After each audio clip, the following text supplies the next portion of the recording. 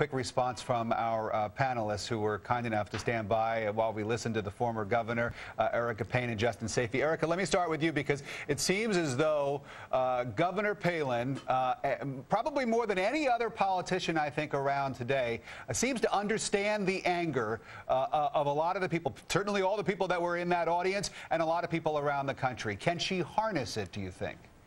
I think she probably can harness it. The question is whether she's going to harness it for good or harness it for bad. And so listening to her speech, there are a lot of great sound bites in it, but where's the constructive path forward?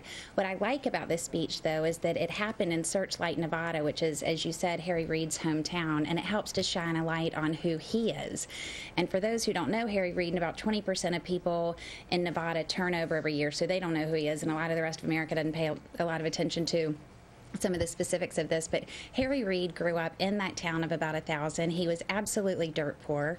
His dad was a drunk who used to abuse his mother, and Harry Reid, as so many Americans try to do, pulled himself up by his bootstraps and made something of himself, and now he's out there fighting for people who had the same kind of experience that he had growing up. So I'm glad they did the speech there. The question is, though, when Sarah Palin calls for a corporate tax cut and doesn't call for a personal tax cut, and the budget that the president just put out had a tax cut for 95% of individuals, that's a pretty stark difference between the two. Let me go to Justin for a final comment. After listening to Governor Palin's speech, what do you take away from it?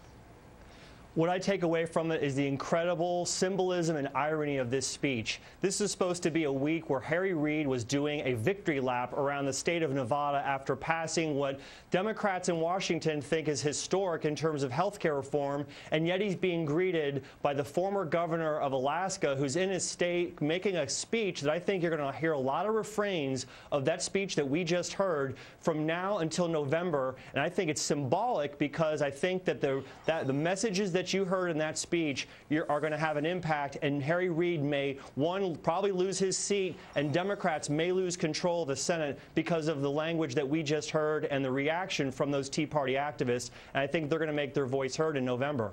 Justin, Erica, thanks very much for sticking around and listening to the speech with us, and we appreciate your time today. Thank you.